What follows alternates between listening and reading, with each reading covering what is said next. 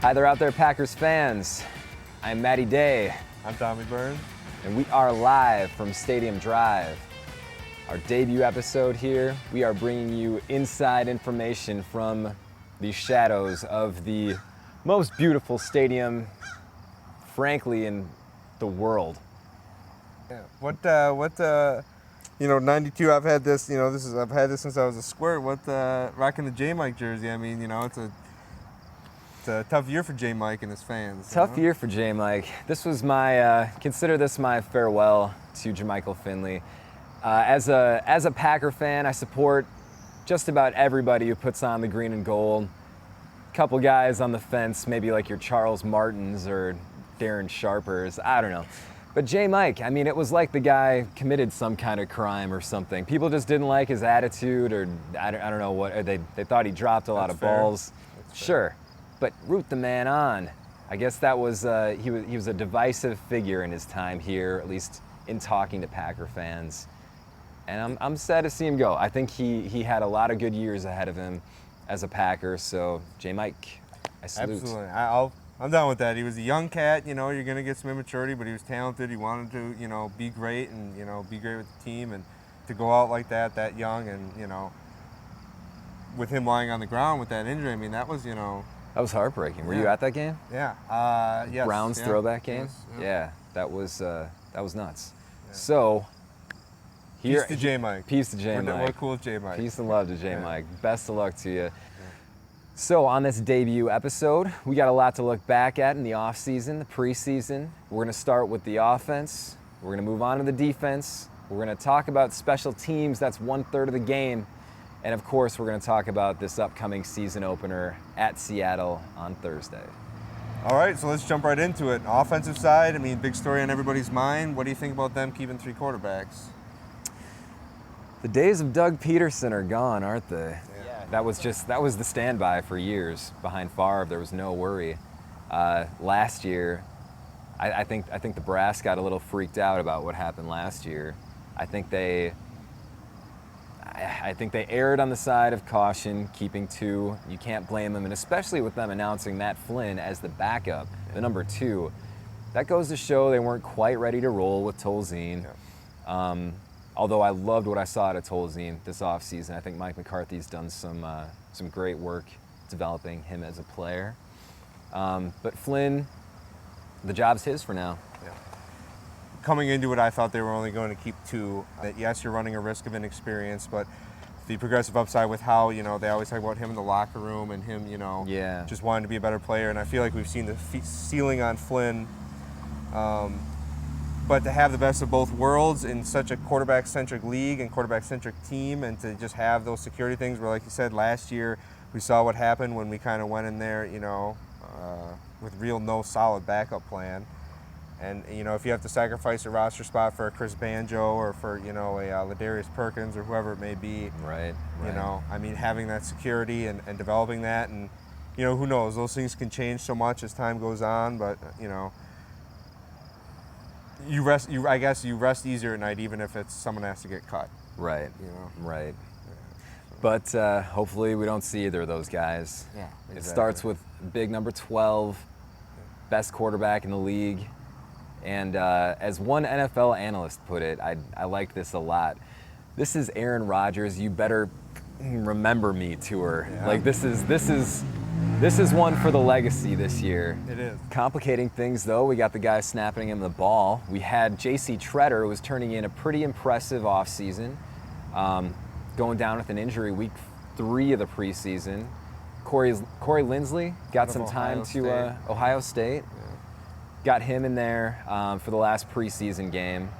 And it looked good. You won't really know until we see him in live action, and what a test it's going to be. We'll talk at length about Seattle, but Corey Linsley for now, looking like Packers' only option, but a fine option for now. Yeah, a great group of guys around him. Great group of guys. He is looked to make a lot of those calls at the snap, at the huddle, and I don't know, how he is in, the film room and everything, but, you can do it, and, he can have guys to lean on, and, if they feel confident, Yeah. McCarthy's not going to go in there with a weak hand at that, and I feel like, Teddy too. If they're going to do it, we'll see. The proof will be in the pudding. But I mean, look at Bakhtiari last year.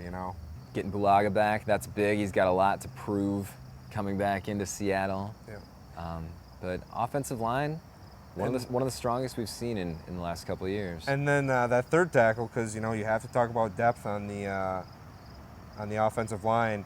This last preseason game, they had Derek Sherrod in there for basically the whole game, so Sure. you're able to get a really good look at him. And he's a third tackle on the roster, and to have a guy with, drafted first round, and to have those measurables, and obviously the really, the bad injury, the 2 lower breaks on the lower leg, to come back from that. But if he can develop, and that game time was so valuable for him to just get reps in and just to get squad in there, and situation, you hope not, but if he had to step in, I think he's a valuable asset that you kind of could have forgot about at this point, but Sure. he's still there and could be, very capable if it came to it. So I was just happy to see him, working that whole game and walk away, and That's big. yeah. How about the guys that they are grading the road for? Yeah. The stable. Yeah. Man, have you seen a stable like this in the green and gold for Feel a couple pretty good years? about it. Yep. I mean, you'd have to go back a little ways. You'd have to go back to like who was in there with Amon Green. I think about shucks. like a Edgar Bennett, William Henderson, and Dorsey Levens. Yeah, that's more like it. That's more like- like it. That's where you're, But is Lacey potentially better than any one of those guys? Oh, I think, but he has the guy- potential to Yeah, be. yeah, Absolutely. potentially. Yeah. And has am I right? Seattle has not faced Eddie Lacy as of yet. No. He wouldn't have been there for the Fail Mary game. Ugh. But I mean, and just the benefit of being on an offense, we still are a pass first team. So for all these guys to, all the attention is not on them, that they can Right. flourish and change it back. I mean, Lacey can pound you, and then Starks, or even DeJuan. I mean, look at DeJuan in that final gosh. preseason game. I mean, Yeah. you just saw. I mean, he just got the ball in north and south, and it was fun to watch. Turning now to the defense, one of the big things when you break down the roster numbers and everything, 10, essentially 11 linebackers with Mike Neal thrown in the mix, because I just don't see him with his hand on the ground a lot. I mean, he's slimmed down even more this year. He's, one of those elephant type guys and everything. But I mean, having that many, super athletes roaming around in the field and the guys that they kept, I support this with what Dom Capers trying to do and his varied packages. And he needs versatile guys that, he can get in there and make tackles. And if these guys perform, and I'm kind of excited about the attention they gave to linebackers and kind of what's Right. going on right there. What was your reaction when the Packers got Julius Peppers? Excitement, man. I mean, after the fact, I really kind of looked into kind of, who he was, because I had an impression, but, he's really kind of actions speak louder than words guy. Yeah. He's always performed. He's got, he's obviously got all the physical tools and everything, but I mean, he's just, I think guys look up to him. He learns a lot. Who was it? I think it was Mike Daniels was talking about, he's just, sidelines, he just talks to him, and he doesn't talk loud, but he'll talk to you about, a lot of things, and he's kind of he's a quiet but, good leader, and, all Bear stuff, I don't, that stuff's for the birds, It's, Sure. It's a business to a certain degree, and I'm just happy to see, stoked to see what he can do for us. Did you fear Julius Peppers the Bear as a Packers fan? Oh, sure. This is the guy that almost ended our season Yep. last year. Came a John Kuhn brilliant block away from sealing it for the Bears. Yep. Well, he was one of those guys that, I even have a respect for Strahan just because they're such good football players, that he Sure. gave us our pains. Peppers gave us our pains. I mean, Jared Allen's another subject, but It's a good group. It's a good group of OLBs, good depth out there. Hopefully they get some edge rush going on and play well in space too. The guys up in front of them eating up the blockers. You mentioned Daytone. Daytone's a kind of a favorite around here. He's coming on a bit personality-wise. He's a Wisconsin native, in case you didn't know. We look for him to take the fabled second-year jump. But Mike Daniels, man, that guy is looking to make orphans of players' children this year. Yeah. I mean, that guy, he referred to it as the ball carrier is food and the defense is hungry. I like that streak of nasty. I mean, just get after it. Like, yes. I mean, you look at those great defenses, and they had the great Pittsburghs, the Baltimores. I mean, Yep. you don't have to be dirty, but you can be mean. You don't have to kill anybody, Yeah. Ray. BJ Raji, also out for the season. He was on the one-year deal. It'd be interesting to see how he recovers and if he comes back. But for now, we've actually got a once a Viking, now a Packer on the roster. Speaking of the devil, yeah. My goodness. Yeah, Latroy. Guion? Guyon. Yeah. All right. Guyon. Yeah.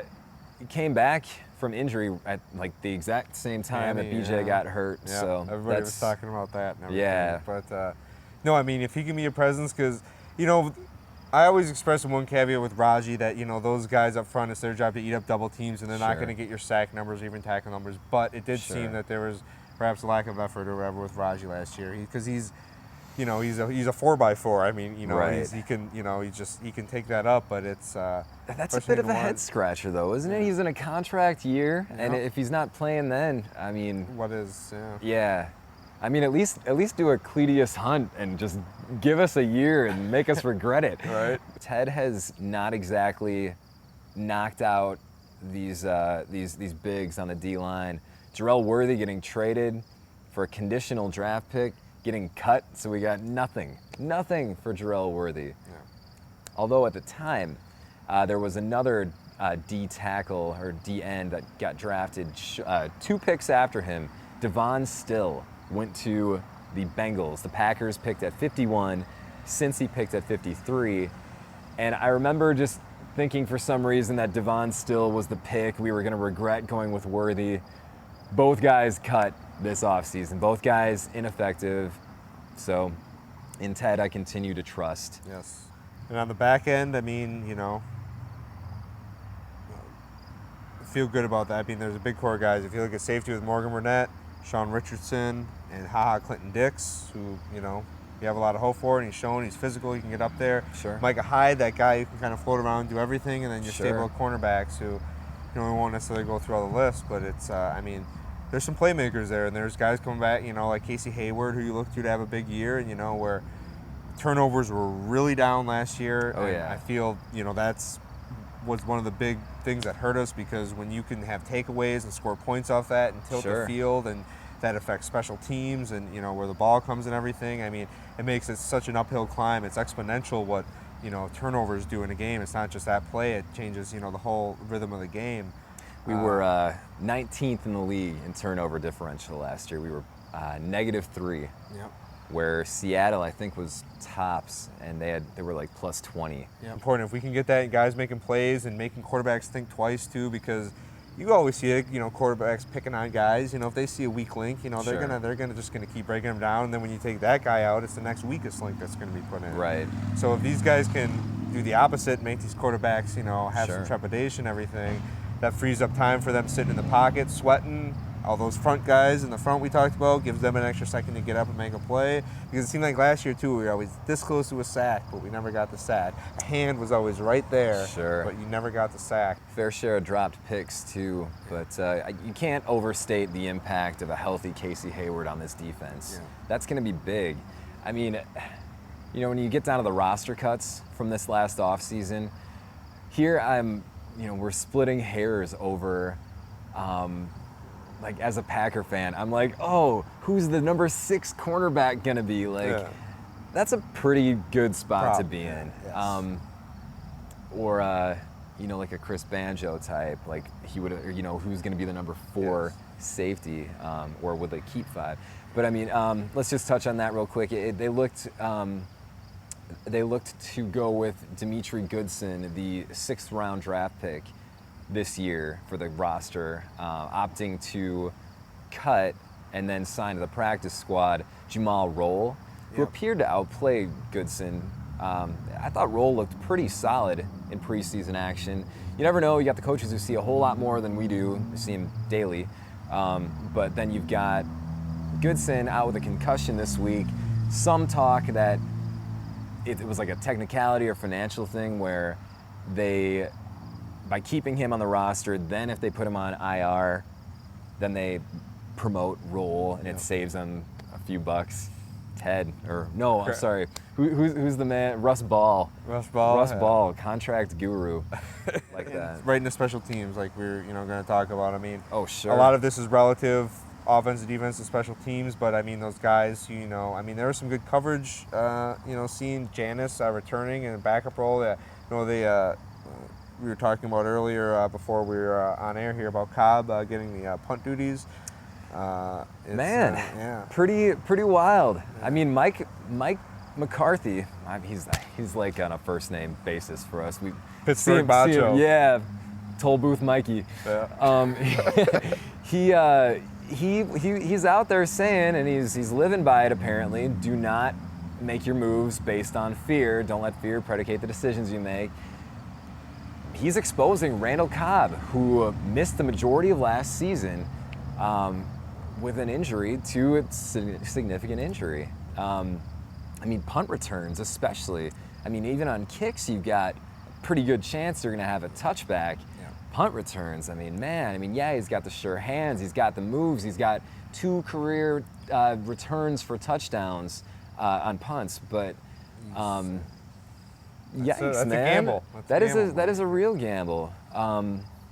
I liked Micah Hyde back there last year. I thought he was fine. But again, that's another dude who's just going to be he's going to be a big part of that defense, and it's you gotta field somebody. It shows a hard commitment to special teams from Mike McCarthy that he believes that firmly about having someone that talented and valuable. Absolutely. Back there taking punts, but man, a lot. That's an opportunity for guys like Janice or Adams, to shine and to maybe kind of get those reps. But we'll see. We'll knock on wood. But I credit Cobb for, guy could have come out in the media and said I thought I was done with that stuff, but no, he's in a contract year. He's playing for, he's trying to get locked up long term, and he's trying to show a willingness to do what the team needs.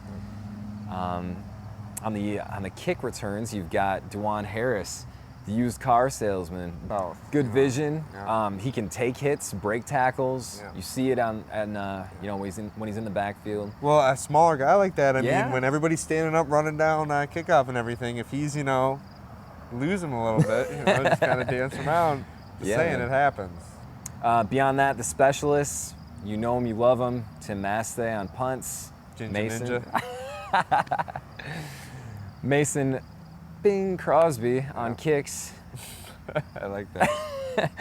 And feel good. Brett Good, I've always said when I have kids, I'm gonna raise them to be a long snapper. It's the best gig in the world. Very important. But it's a good gig to have. Rob Davis. Yeah, do we have our new Rob Davis? Brett Good. Awesome. Yeah. Awesome. I hope he's feel with good about us. him because Rob Davis, I got a big spot in my heart for Rob Davis. Still with the team, That's right. Player development. Development. Yeah. What college did he go to? I don't know. I don't know either. We have covered the offseason. We have covered the current roster. I think it's a fantastic team. Let's talk about these. Sea chickens, call them whatever stupid thing you want to. Do not like this team as a Packer fan. But cannot deny that they are a good team. I mean, and what a test for the first game for Lindsley. Sure. We talk about signal, calling out coverages and, who's got who in blitz and everything like that in your first game. And I mean, that's a hell of a way to come into the league, Well, I just want to say a couple of things. Okay. This is a team, this is essentially like the Vikings of the NFC West. Before last year, had won nothing. They were losers, it was a loser mentality, and it's still there with the never-ending Lance Easley victory lap that is going around. He was on some local show a couple weeks ago in Seattle, pimping his book. Lance Easley making the right call or some garbage. I mean, it's still, it's like, I have a ways to go before I respect the franchise. I don't know what it's going to take. Maybe getting Pete Carroll out of there. I don't know. No, it's just, and you had Pete Carroll on the one hand and you had Mike McCarthy on the other hand. They handled it completely opposite. Mike tried to be as classy as possible. You had Pete out there talking about how he won a game he didn't win. Marshawn Lynch, I will say, came out. He was the only player from that game and came out and said, we didn't win that game. Yeah. He was the only one on that roster. Respect for you, Marshawn Lynch. And I kind of wanted you to be a Packer at one point. I remember Bob talked about that when he was with the Bills. Yeah, totally. That's what I gotta say. We have to deal with enough of those types of fans with our division. We have the Lions who won an NFL championship. Give them that credit. But again, there's a culture of losing that gets built into the fans where you're cheering almost as much for bad things to happen to somebody else as you are for good things to happen to you. And I don't know. It'll be a while before that culture changes in Seattle, ergo, it will be a while before I can respect that franchise and that fan base. But to talk about the game a little bit, another kind of building up to this. Last season, there's the so-called, they call themselves the Legion of Boom. The secondary does, and that's an incredibly talented back seven. That whole defense, it's pretty freaky. It's impressive. Yeah. Very good team, and it's. I can respect the talent on that team, but that's what makes a great rivalry, as when both teams are good, you know. Yeah, definitely. But there was a bit of a rule change. You hear about that? With it's essentially they are tightening up on defensive holding and pass interference, and they're referring to it as like the Legion of Boom rule. Seahawks fans are whining about it, which is like, really? You want to talk about something happening to changing things? Like, Hail Mary sure brought back the real refs pretty quick. Like, whatever. That's all I got to say about the past, and it'll be interesting to see what the new rules are like. Typically, you have this, and you'll have it maybe at first, or in the preseason, penalties were way up, all across the board. Flags were flying. But we'll see how it actually gets implemented this year. I don't know.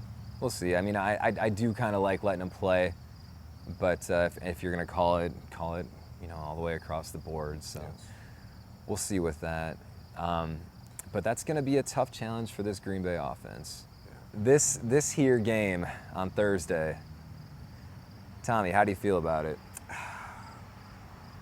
What does your gut tell you? What do your toes tell you? It's a mind, heart, gut thing. Heart wants them to win. Gut feels like they might win, but mind, gives a million reasons why they won't. But I mean, man.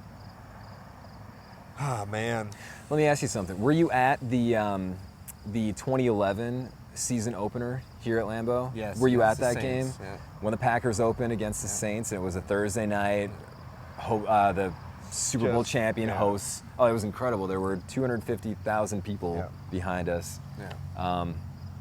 Yes, it's real. But that was incredible. That was like that in itself was like a celebration. The crowd was extra juiced, and that's what Seattle's gonna be like now for these guys. And I gotta say it. I'm gonna be a homer, and I'm gonna say Packers. It's not going to be terribly high scoring, but I saw 27-21 Packers. Holy cats. All right. Hey there. What do you think is going to happen on Thursday? What's happening on Thursday? Oh, get out of here. Are you serious? Is this YouTubing? Maybe. Kind of, yeah.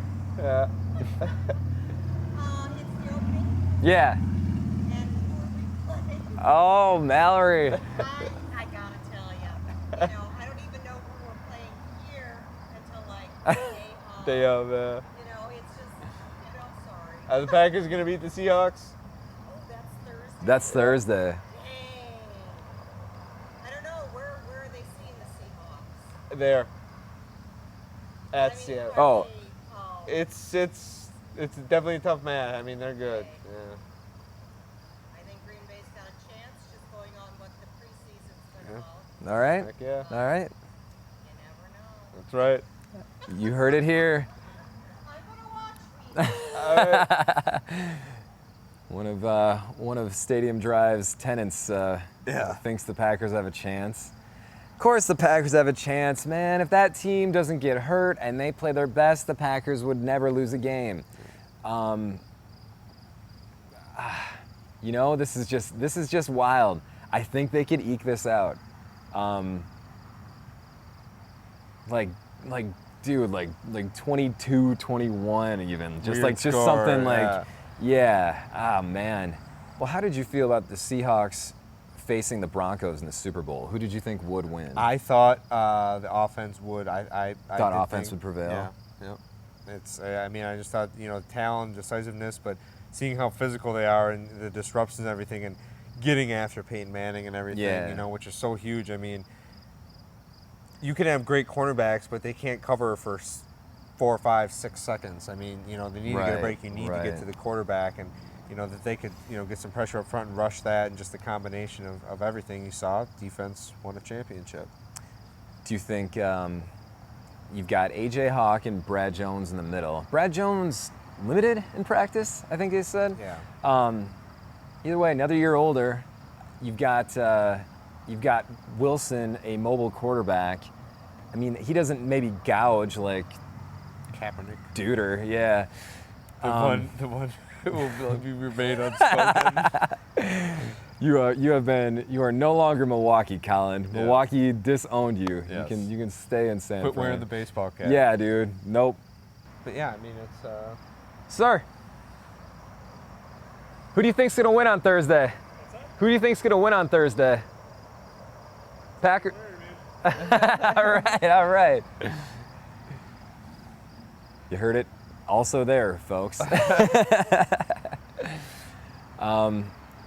So we think the Pack have a chance. It would blow my mind if they win this game. There's a bit of heart creeping up the neck and into the brain here, I think. But it's not. I mean, it's very probably they're two very good teams, and yes, there's advantage to be had, but it's any given Sunday. You said it. Or Thursday. Whatever. Thank you all. This has been live from Stadium Drive. We hope to see you next week. See ya.